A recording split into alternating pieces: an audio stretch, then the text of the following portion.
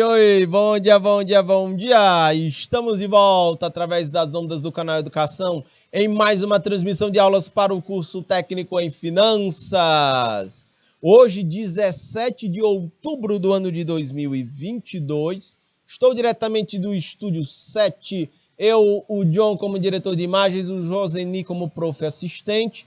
Vamos juntos aqui até às 11 horas e 30 minutos com a disciplina de Fundamentos das Finanças Públicas. Ok, meus futuros e futuras técnicas em finanças? Pode ampliar o slide todo aí na tela, John, por favor.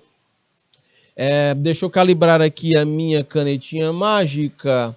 Só um minuto. Ok, vejam. Eu estava falando de alguns problemas da nossa sociedade. Aqui é só alguns, a gente anda longe de cobrir todos. Eu falei de um crescimento desordenado das cidades, que isso gera um crescimento populacional, né? Tem uma coisa interessante que eu queria aproveitar, eu lembrei aqui agora, compartilhar com vocês sobre a China, em que ela trata disso. Deixa eu botar o fininho aqui, por favor. Só um minuto, caneta. A China, ela faz pesados investimentos no mercado imobiliário. Está até conectado essa primeira parte com essa segunda aqui, com investimentos em novos empreendimentos habitacionais. Boa parte do crescimento chinês, e a China é o país que melhor performa em crescimento econômico no mundo, tanto que ao longo do tempo ela desbancou. Nós tínhamos como maiores economias mundiais, a gente tinha Estados Unidos, Japão e Alemanha. A China desbancou já a Alemanha, Japão, e ela já está em segundo lugar, só perdendo para Estados Unidos. Uma parte expressiva do crescimento econômico da China, ela vem de sempre estar fazendo novos investimentos habitacionais. Construção civil. Porque a construção civil é uma atividade motriz. Quando você vê construção civil, o que é que tem? Ela é a ponta do iceberg. O que é que tem embaixo desse iceberg? Você tem compras de muitos insumos, como cimento, pedra, areia. Você tem de elementos, de insumos da indústria siderúrgica, você tem a contratação de máquinas, de equipamentos, contratação de serviços sofisticados de engenharia, de tecnologia, mas também de mão de obra, que não necessariamente é altamente qualificada, porque eu estou falando de pedreiros, eu estou falando de mestres de obra, você tem a contratação, é muita coisa. Então, a atividade econômica toda, ou uma parte muito expressiva dela, ela consegue reagir quando a gente tem investimentos em infraestrutura. E a China constrói várias cidades, que elas são chamadas hoje em dia, de cidades fantasmas. Opa, só um minuto aqui. Vou botar a canetinha aqui. Cidades fantasmas. Como é que funciona? Por que eles recebem esse nome de cidades fantasmas aqui? É porque são cidades que ainda não estão habitadas. Ali o investimento ele ativa a economia durante a obra. Quando ela finaliza, você não tem as pessoas morando ali, ou a densidade demográfica é pouca gente morando nessa cidade. Então, tem muita infraestrutura urbana não ocupada, ainda ociosa. Por isso é chamada de cidade fantasma. Aí tem gente que olha e diz assim, mas é uma estratégia equivocada, a China está errando. Há também quem olhe para a mesma questão e diga assim, é porque a China tem uma população enorme, de mais de 1 bilhão de habitantes. E aos poucos, parte dessa população sai da zona rural e vai para a zona urbana, para não ficar nas margens, para não serem marginalizadas nas periferias que já existem. As pessoas acabam indo morar nessas cidades que hoje são fantasmas, a ideia é que elas não sejam mais no futuro. As pessoas já têm uma infraestrutura montada com antecedência, antes das pessoas irem para a zona urbana, entendem? Então, é uma questão muito interessante. Ela vale a pena ser estudada agora para a gente saber se essa é uma estratégia chinesa exitosa ou se de fato ela é um erro. Porque ela junta esses dois pontos verdinhos que eu estou dizendo aí para vocês. Ela faz novos empreendimentos habitacionais para além ela oferta antes da demanda. Para quando houver esse problema de crescimento desordenado das cidades por conta do crescimento populacional, ela já tem essa infraestrutura montada que hoje, por vezes, é criticada e é chamada de cidade fantasma. Vamos acompanhar. A história vai dizer se essa estratégia ela está correta ou não. O que é diferente disso? No Brasil, a gente não tem isso. No Brasil, a gente tem o pessoal saindo da zona urbana, da zona rural, indo para a zona urbana com uma infraestrutura insuficiente. Aí você tem as periferias e você tem uma grande dificuldade de se gerir tudo isso. Sacam? Eu falei das indústrias, né, do papel, da potência que as indústrias têm do ponto de vista produtivo, né, para uma economia. As indústrias elas acabam sendo uma fonte geradora de novos conhecimentos, novas técnicas, novas tecnologias, sacam? Por isso elas são tão importantes. Elas exigem uma formação da mão de obra. Então, é fundamental aí. Eu falei para vocês, a indústria da construção civil, quando ela esquenta, ela ativa outras cadeias produtivas.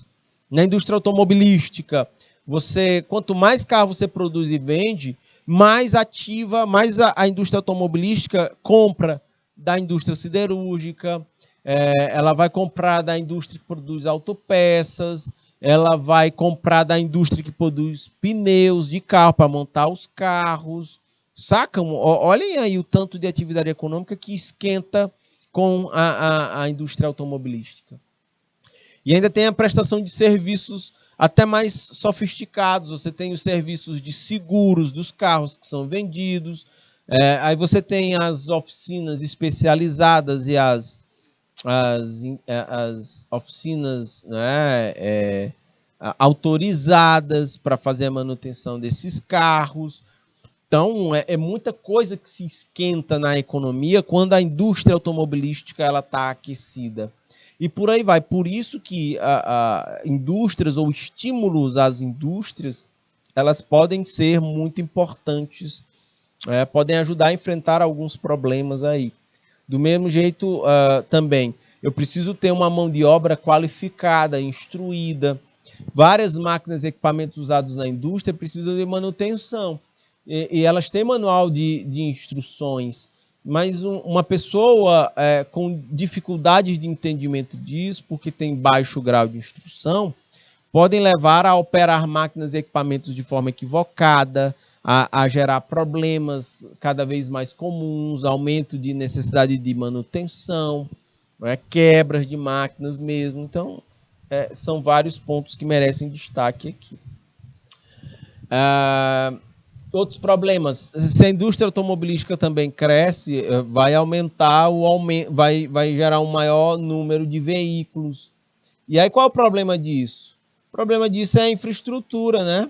A gente tem ruas adequadas para esse aumento do número de veículos?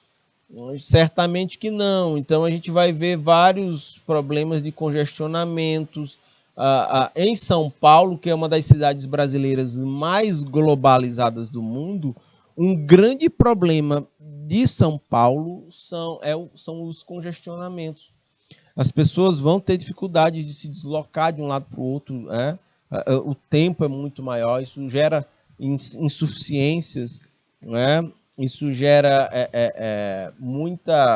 muitos problemas e prejuízos de fato. Ok?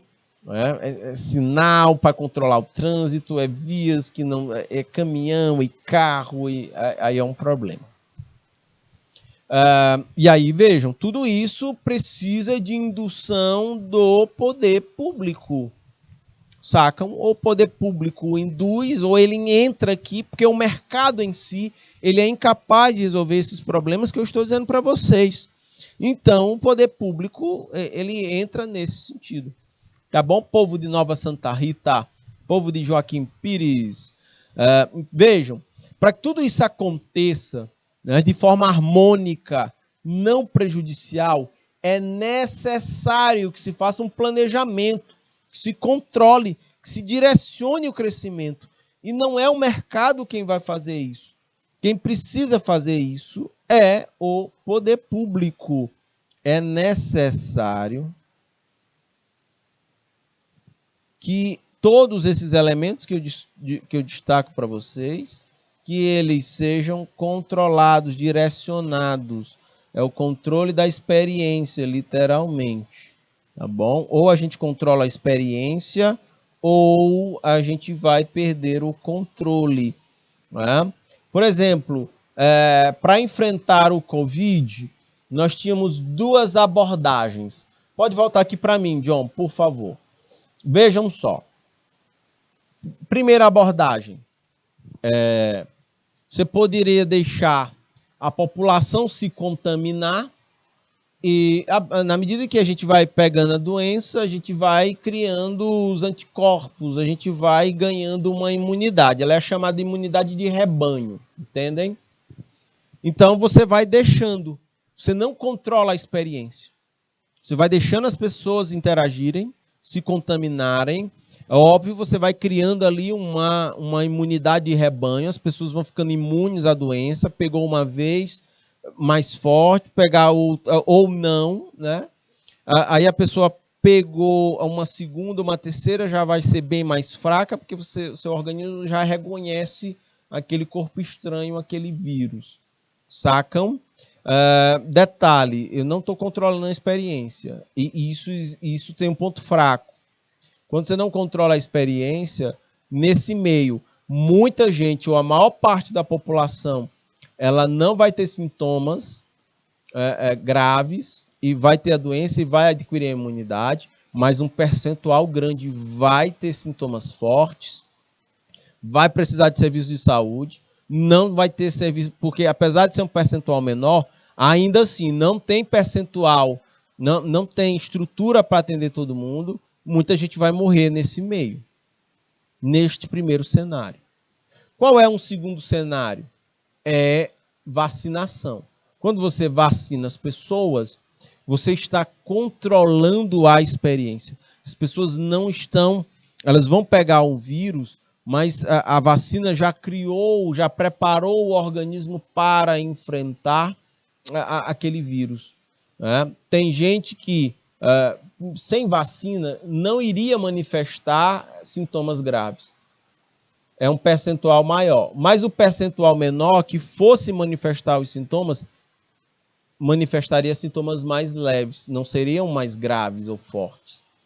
Precisariam de menos atendimento da rede de saúde, que era insuficiente para atender. Percebam que aí você tem uma dose, uma primeira, uma segunda e as doses de reforço. Isso é controlar a experiência. Percebam que no Brasil, na medida que aumentou o percentual de população vacinada, caíram drasticamente os números de pessoas, de mortalidade do Covid. E aí tem duas coisas. Eu, por exemplo, peguei Covid, né, antes de me vacinar. Né? Não tinha vacina ainda disponível. Então, peguei Covid antes. Não foi tão grave, porque eu não precisei me hospitalizar. Mas é muito doido, viu? Porque eu passei 15 dias afastado do canal e um dia antes de voltar, tipo do domingo para segunda, eu fui fazer o teste e eu não aguento não. Sem fôlego, minha gente, sem fôlego para ministrar a aula. Eu até comentei com o Jair, que é o nosso coordenador na época pedagógico, o Jair Joara. Eu disse para o Jair, eu não aguento dar todas as aulas, não, vamos dividir. Quando eu for dar aula, eu vou mais pausado, eu vou mais devagar, porque eu tô bichado. Entendem? Só depois eu venho e tomo a vacina. Ótimo, porque meu organismo, além de ter a imunização natural, e eu não precisei me hospitalizar, ainda tinha a vacina para turbinar o negócio e ainda há os reforços, entendem? Isso é controlar a experiência. É você não deixar aleatório, porque no aleatório muitos prejuízos podem ter, entendem? Quer mexer com finanças, quer fazer o orçamento de você. Se você não organizar seu orçamento, você não está controlando a experiência. Entra grana e sai e você não registrou, você não classificou, você não agrupou, você não está medindo, você não está gerenciando. Quando eu faço um orçamento que eu boto a minha coluna de receitas, de gastos, quando eu classifico esses gastos entre fixos, entre variáveis, eu consigo ver o que é supérfluo, o que é essencial, o que eu posso cortar, o que eu não posso. Agora, quando eu uso orçamento, eu estou controlando a minha experiência. Qual é a melhor forma? É aleatório ou controlando a experiência? Qual é a melhor forma de gerir a pandemia? É de forma aleatória ou controlando a experiência?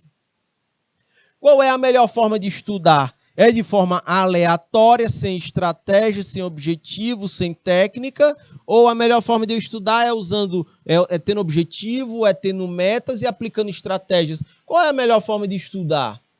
É de forma aleatória ou controlando a experiência? Entendem? Para tudo na vida é assim. Então a gente precisa, e isso se obtém através do estudo, do método, das técnicas.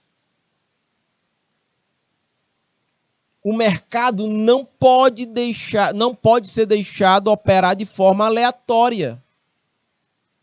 A gente precisa controlar a experiência. A gente precisa estudar, identificar os problemas. A gente precisa direcionar o crescimento, porque senão ele vai ocorrer de forma desordenada. Quando ele ocorre de forma desordenada, você vai ter uns poucos, não é? Privatizando ganhos e a grande maioria socializando as perdas. Querem que eu mostre uma prova disso que eu estou dizendo para vocês? Sistema tributário. No Brasil, como a gente não induz, como a gente não planeja, como a gente não direciona de forma justa, como é que o sistema tributário opera no Brasil? Uns poucos, né, e que ganham muito, pagam poucos impostos, a grande maioria que ganha muito pouco, paga a maior parte dos impostos. Entendem isso? Controle da experiência. Tá bom? Beleza? Vocês sabem como é que algumas pessoas... Vocês sabem como é que algumas pessoas controlam a experiência antes de namorar?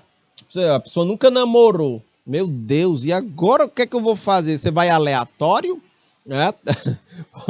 Ou você vai controlar a experiência? Você sabe que tem gente que vai treinar, beijar no espelho. Isso é controle da experiência. Entende, minha gente?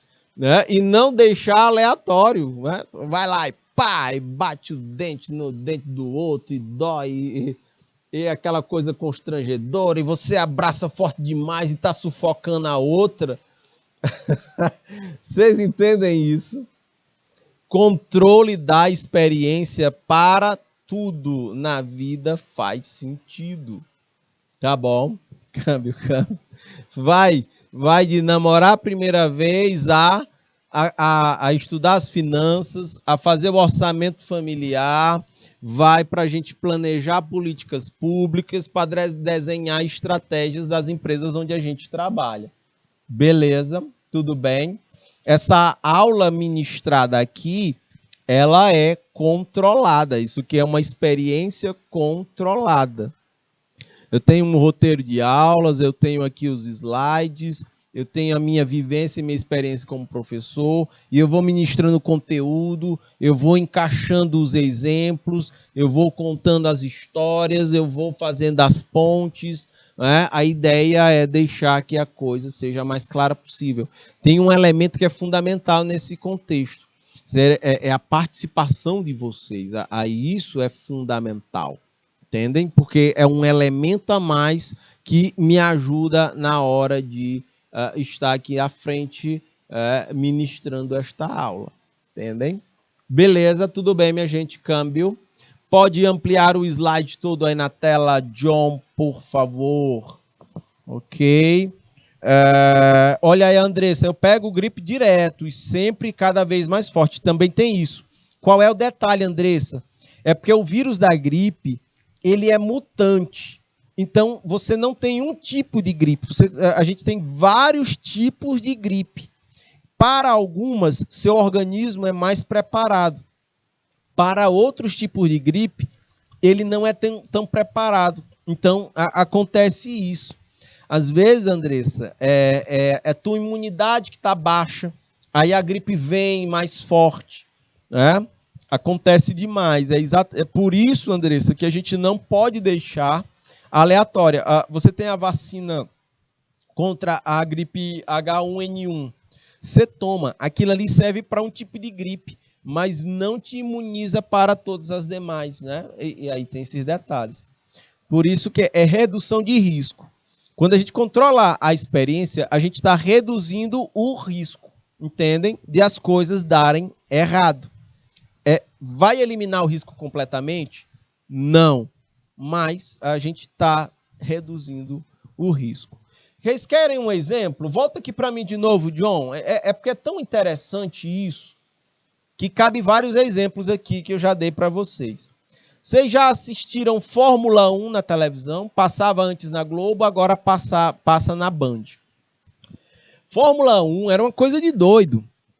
Os carros com os tanques cheios de combustível e nas corridas antigamente, né, os carros, na beira da pista tinha árvore.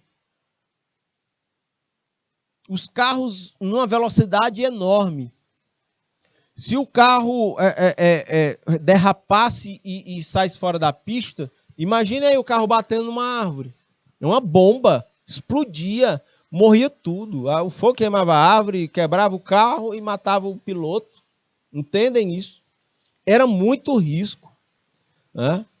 Depois disso, eles começam a controlar a experiência.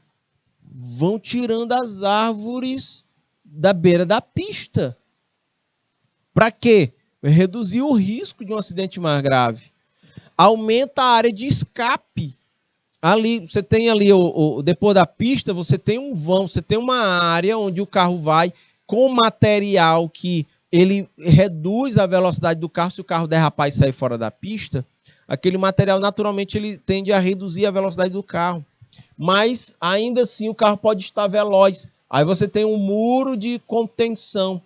E a estrutura física do carro é feita de um material que ele se arrebenta, mas o piloto ele está mais protegido hoje do que um piloto de Fórmula 1 há algumas décadas atrás.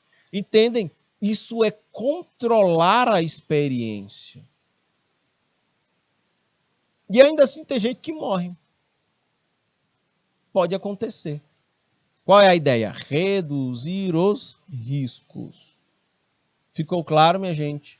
Na hora da chuva pesada, entra lá o safety car, o carro de segurança, reduzindo a velocidade, roda alguns quilômetros, vê algumas voltas, vê se a pista seca, se a chuva cessa, depois ele sai, os pilotos trocam pneu de seco por pneu de chuva. Isso é controle da experiência, é não permitir que a aleatoriedade dite as regras, porque pode ser desastroso. Andressa, controlando a experiência. É fundamental, Andressa.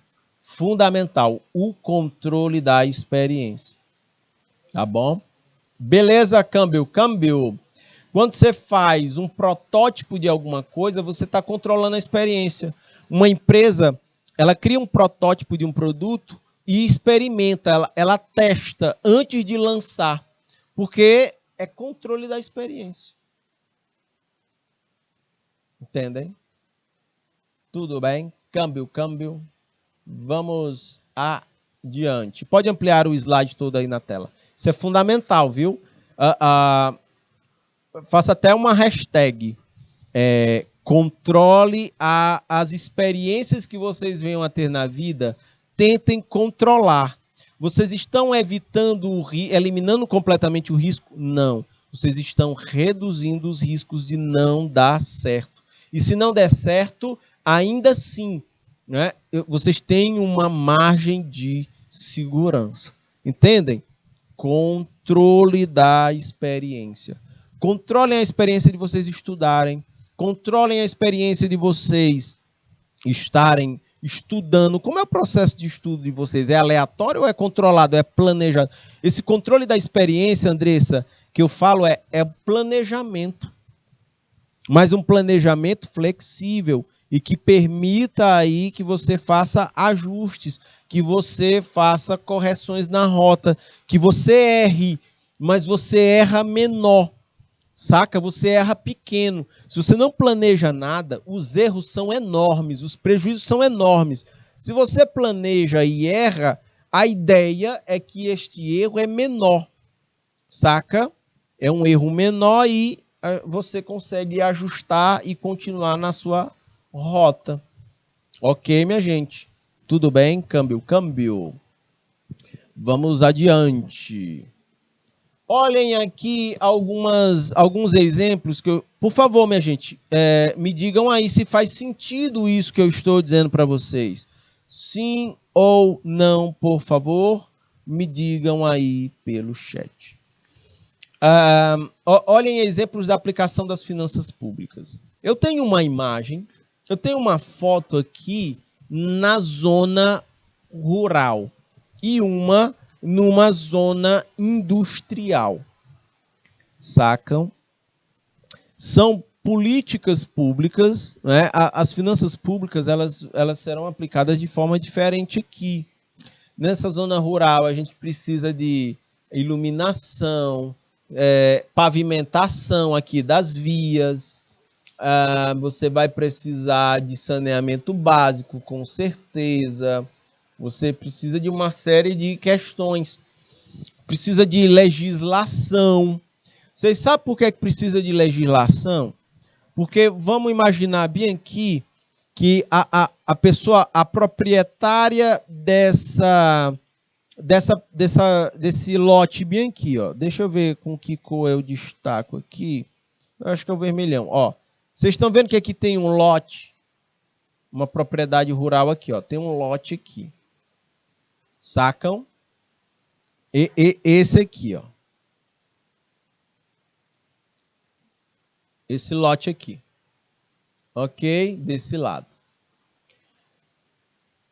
Vamos imaginar que esse indivíduo, se eu deixar à toa, Andressa, se eu não controlar a experiência, como? Com legislação, com lei. Se eu não controlar a legislação, a experiência, pode ser que o dono desse lote aqui, o Joseni, a cerca ele não bote onde ela está. Ele bote a cerca bem aqui, ó, onde essa linha está. Ó. Ele botou a cerca bem aqui, ele entrou na rua. Por quê? Porque ele quer, o Joseni é o bichão, ele quer ficar com um lote maior, ele quer ter mais terra. Entendem? Aí o que acontece com a via pública? Olha o tamanho dela, ficou menor. O Joseni, ele está adotando uma medida atrás do interesse particular dele, mas ele está prejudicando o interesse coletivo. Olha o tamanho, olha a estreiteza da via aqui. Aí se vier um carro de lá e outro de cá, eu nem tenho área para passar os dois carros. E outra, o Joseni comeu a pista, mas olhem as outras aqui como elas são mais recuadas, ó. Olha a diferença aqui. A pista vem larga num pedaço, vem estreita num pedaço, depois ela fica larga. Olhem o tamanho da desorganização, né, que fica este pedaço aqui, essa via aqui. Vocês sacam? ter uma legislação é controlar a experiência. Dizer assim, opa, não pode, mestre, você tem que deixar uma área, você está invadindo, você vai ser penalizado por isso. Sacam isso, minha gente? É um exemplo. Aqui nessa outra zona, aqui, nessa outra foto, é uma zona industrial. São empresas que estão localizadas aqui. Então, aqui a gente precisa, óbvio, a rede de energia da zona rural, ela é mais fraca, ela não precisa ser de alta potência. Porque o que é que vai funcionar aí? Vai funcionar geladeira, televisão, vai funcionar um freezer, luzes e tal. Percebam que numa zona industrial, como é a foto da direita, você precisa de uma carga energética mais forte. Máquinas, são equipamentos pesados, que trabalham em ritmos, em turnos. Há uma necessidade de energia. Como é que vai ser a geração de resíduos? Vejam, na zona rural é diferente da zona industrial. E é preciso ter tipos de coletas diferentes. Vocês sacam como é importante a gente ter essa visão? Ok, minha gente? Vamos adiante. Tem mais imagens aqui.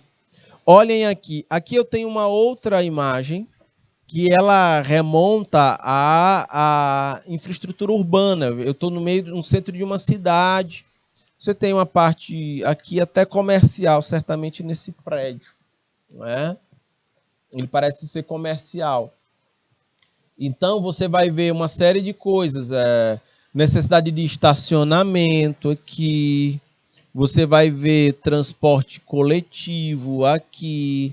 Sinalização. Né? A preservação de área de área de mata aqui. Né? Preservação ambiental. Sacam?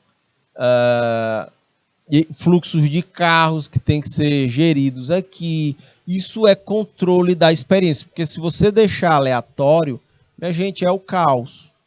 Entendem isso? Esse é um outro exemplo de intervenção. Então, as finanças... E precisa de recurso público para tudo isso. Entendem? Sacaram? Câmbio. Vamos adiante. Até para disciplinar a construção desse prédio. Ó, esse prédio está construído aqui, mas vamos lá. Essa zona certamente não é próxima de aeroporto. Porque em zonas próximas a aeroporto, o ideal é que não se tenham prédios altos, porque isso pode atrapalhar a área de pouso das aeronaves. Entendem? E vamos lá, vamos adiante.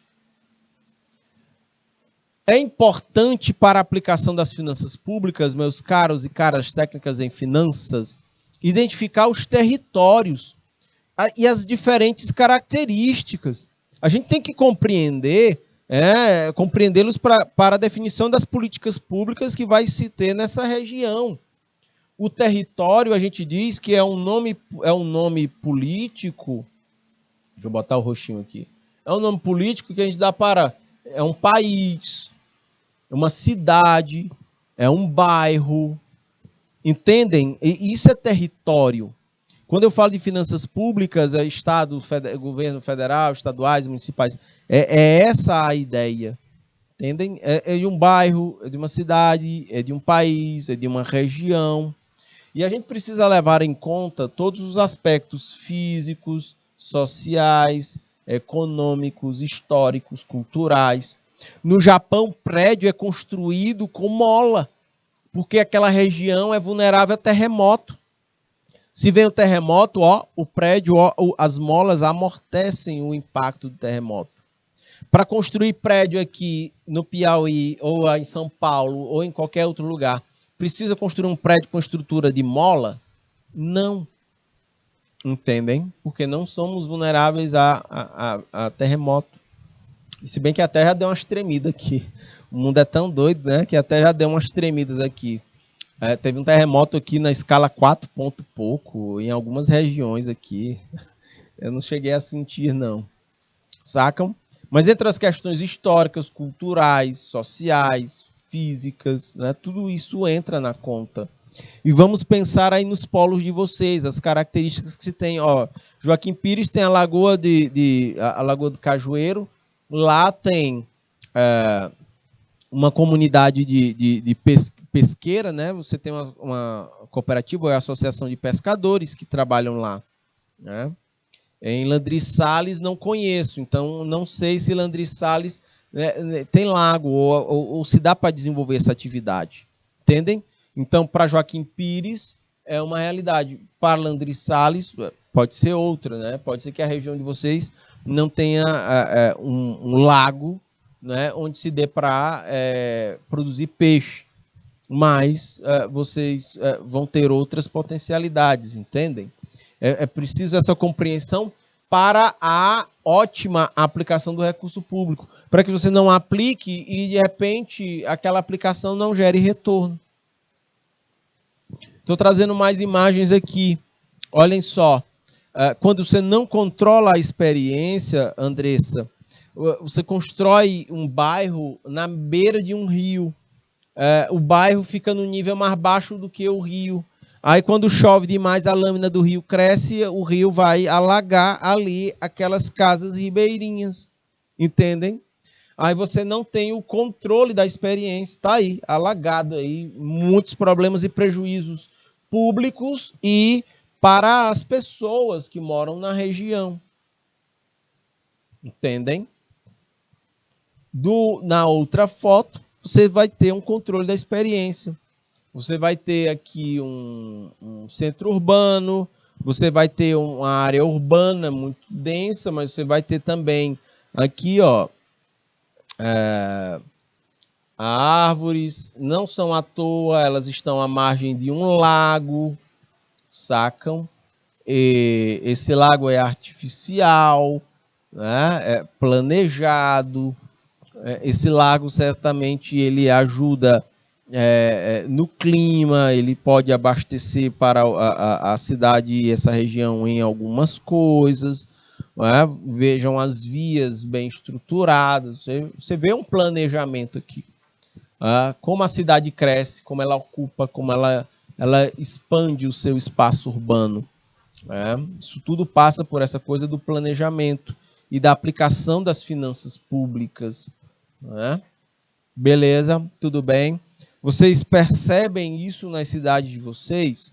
Esse planejamento, essa preocupação em controlar a experiência, da cidade crescer de forma planejada e usando bem os espaços públicos ou não. Tem cidade que urbaniza tanto, que faz tanto asfalto e tanto calçamento que impermeabiliza o solo. Aí quando chove, a água não tem para onde infiltrar. E aí você vai ter alagamentos. Entendem? E eu estou falando de zonas urbanas planejadas. São Paulo é assim. Sacam?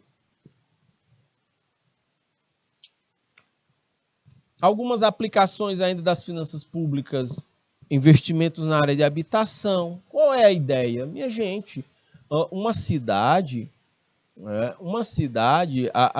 habitação, garantir a primeira função de uma cidade é a gente morar com qualidade. Como é que a gente mora com qualidade? Uma coisa fundamental é a água, acesso à água. Energia elétrica.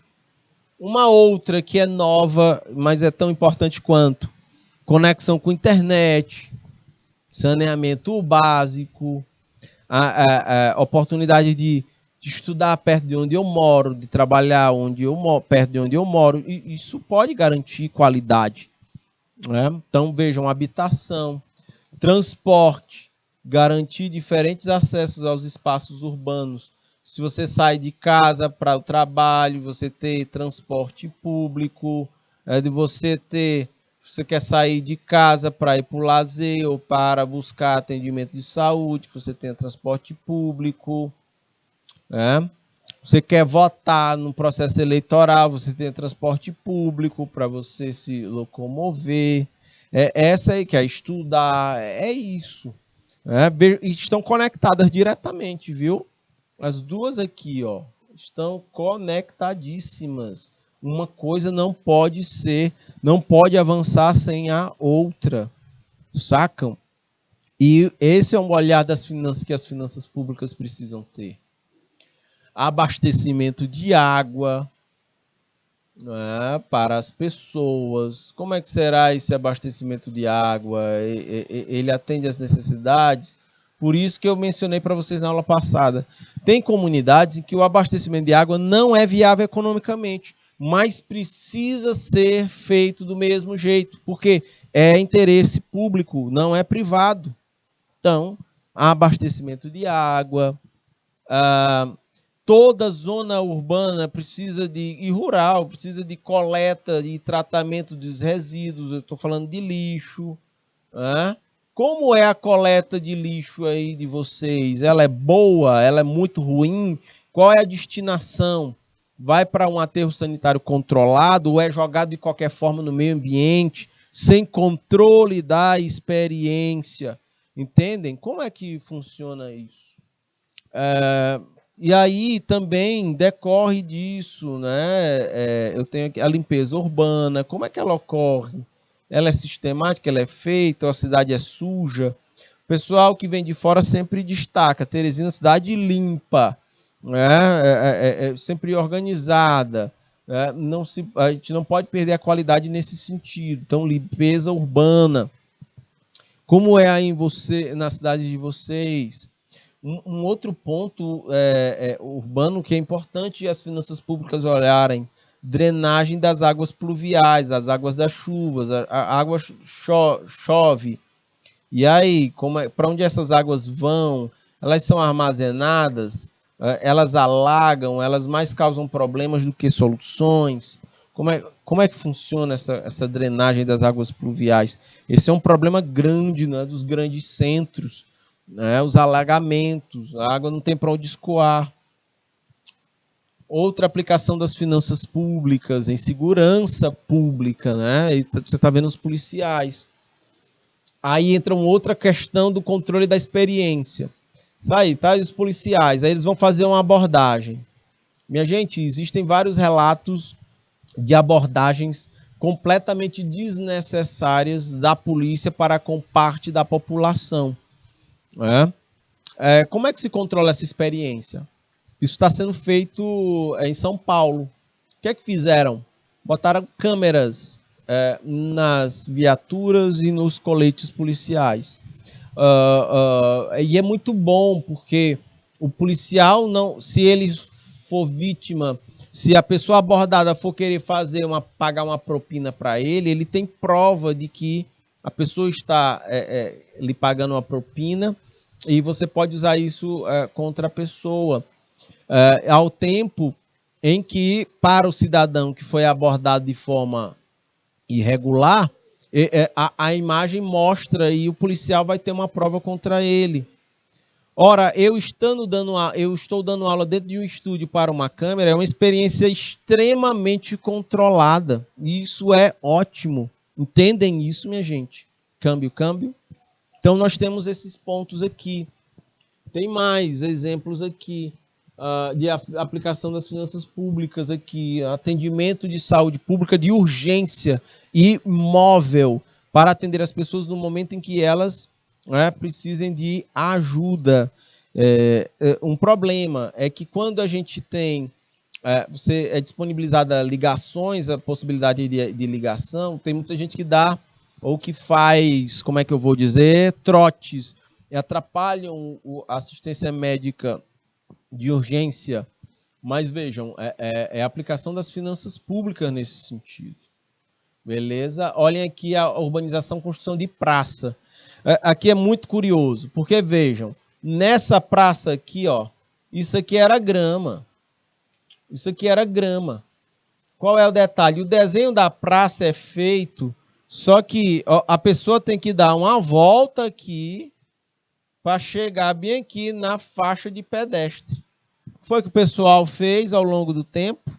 Por vezes, o investimento público ele não atende plenamente às pessoas. As pessoas cortaram o caminho, vamos para cá. Bora para cá, cortar caminho. E isso é muito comum de acontecer. Então, dei vários exemplos disso, são aplicações das finanças públicas no dia a dia das pessoas, tá bom? Estou olhando para o relógio agora, são agora 11 horas e 30 minutos. Tem as questões complementares aí para vocês fazerem, elas reforçam tudo que nós discutimos aqui hoje. Grande abraço, fiquem com Deus, até mais.